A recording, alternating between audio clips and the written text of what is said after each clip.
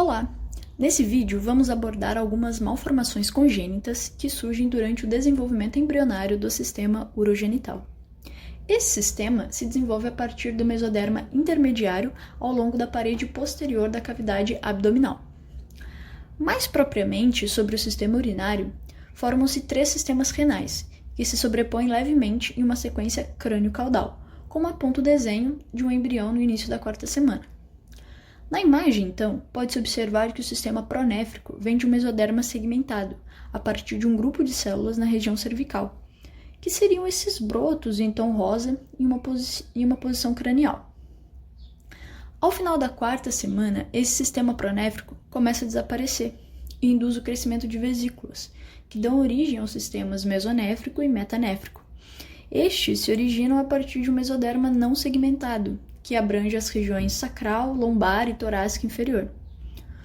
O rim permanente, ou metanefro, surge a partir da quinta semana, e seu desenvolvimento envolve a passagem através de uma forquilha arterial formada pelas artérias umbilicais.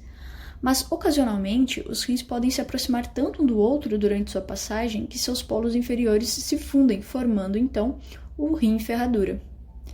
Na imagem, pode-se observar a fusão, então, dessas massas metanéfricas, o que lembra realmente um formato de ferradura. Tal anomalia acomete cerca de 1 a cada 600 indivíduos nascidos vivos. Seu diagnóstico é realizado por exames de imagem, mas geralmente é um achado ocasional. As pessoas acometidas possuem normalmente um bom prognóstico e a intervenção cirúrgica não é necessária. Contudo, indivíduos com rim em ferradura estão mais suscetíveis a terem pedras nos rins, uma redução na drenagem da urina, refluxo vésico-ureteral, e este, por sua vez, promove mais quadros de infecção urinária. Portanto, é necessário manter, após o diagnóstico, uma rotina de cuidados mais atenta e supervisionada por um nefrologista experiente.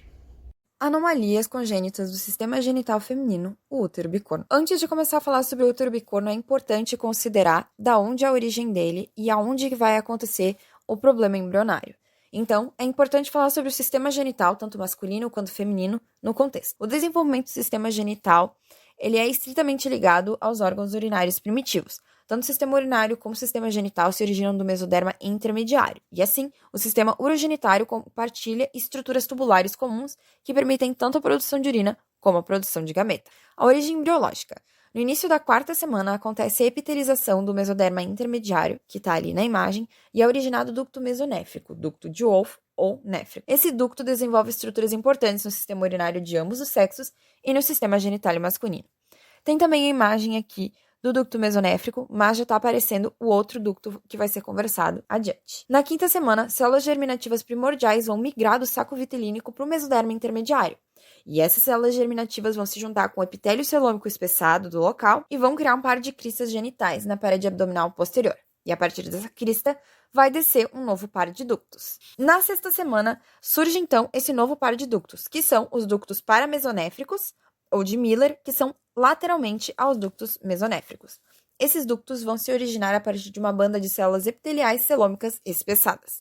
No final da sexta semana, os sistemas genitais masculino e feminino são indistinguíveis. É a fase ambissexual ou bipotencial. É aqui que vai começar uma das origens desse problema.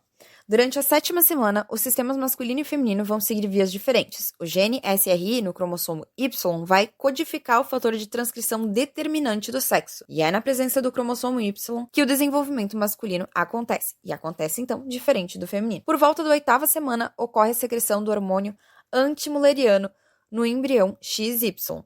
E os ductos paramesonéfricos vão regredir rapidamente entre a oitava e décima semana, ainda no embrião XY.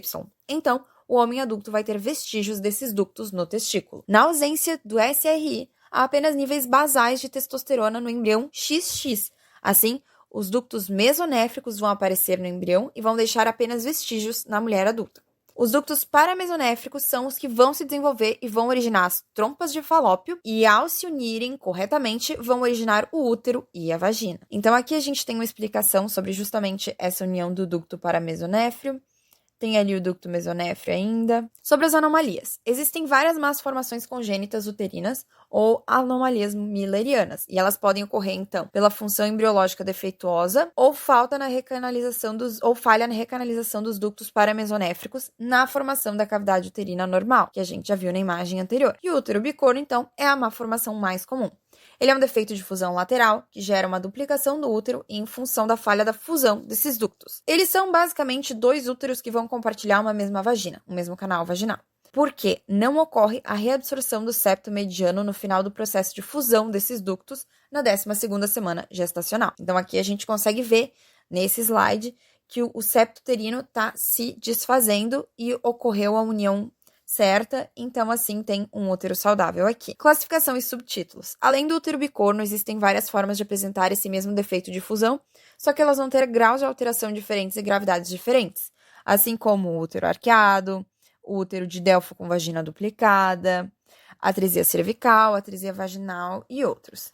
De acordo com o artigo que está citado aqui, e esse artigo é usado de referência para a criação de conteúdos da Febrasco, que é, então, associações de ginecologia e obstetrícia, tem 3 tipos de útero bicorno ou bicorpóreo, que é o parcial, o completo e o bicorno septado. A epidemiologia dessa doença congênita é que ela é uma condição normal em muitos mamíferos, abaixo dos primatas. Na população geral, tem presença de 3 a 5%, só que chama atenção que pacientes com abortamento recorrente, a gente consegue ver que é de 12 a 15%, enquanto pacientes com abortamento tardio e partos prematuros, quando tu vai analisar a causa, é até 25% de descoberta dessa questão de útero bicorno. O diagnóstico vai ser, então, justamente quando vai ocorrer uma investigação por questão de infertilidade ou complicações obstetrícias, então vão ser necessários exames ginecológicos simples, inspeção, palpação, ultrassonografia pélvica, e histerosalpingografia são padrão ouro, e os melhores métodos que não são invasivos é a ultrassonografia e a ressonância magnética.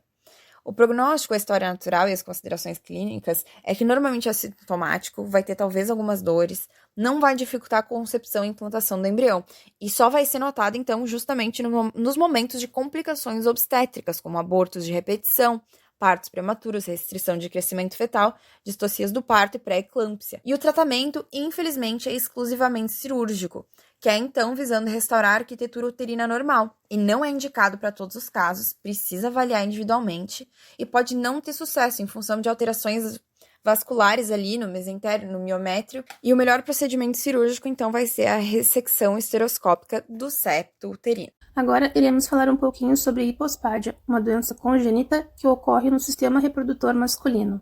Por definição, a hipospádia é um defeito congênito do meato uretral para a superfície inferior do pênis.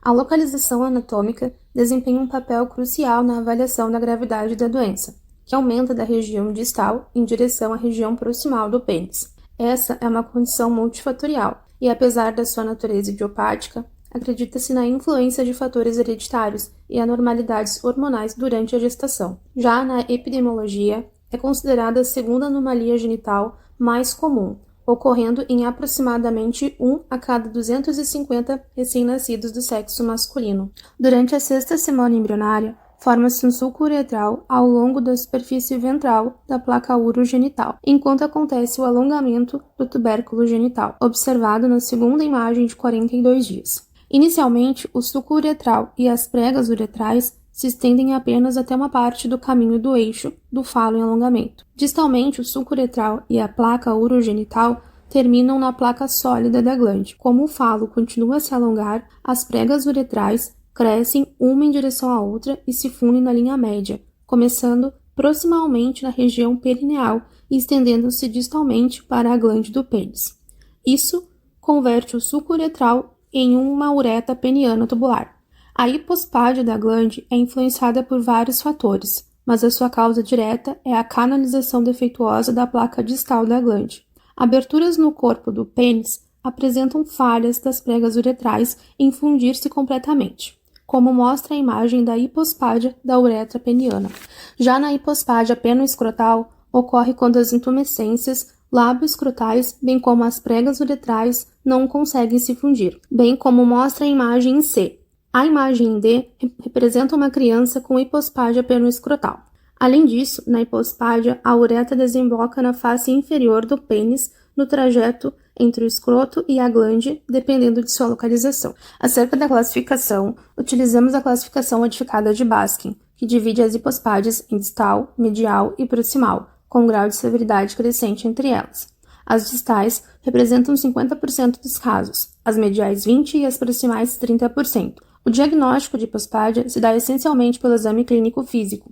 Na imagem, se pode observar 3 sinais muito comuns no exame físico de um paciente com hipospádia, como ectopia do meato, crepúscio em capucho e encurvamento peniano. O único tratamento para as hipospádias é por meio de intervenção cirúrgica do defeito anatômico. Existem mais de 300 operações diferentes na literatura, atestando que não há a existência de uma única técnica para todas as formas de hipospádia. O objetivo da cirurgia é a reconstrução de um pênis sem curvatura, com reposição do meato tópico e aspecto satisfatório da glande. No quadro apresentado, encontram-se os passos a serem seguidos para uma correção de sucesso. O melhor momento para a cirurgia de hipospádia é em torno de 6 meses de idade. Existe também uma terapia com suplementação de testosterona para aumentar o tamanho peniano, a quantidade de pele prepicial e a melhora da vascularização dos tecidos e da placa uretral. As principais complicações para a hipospádia são fístulas, estenoses uretrais, meatro retrusivo, curvatura residual e anormalidades cosméticas.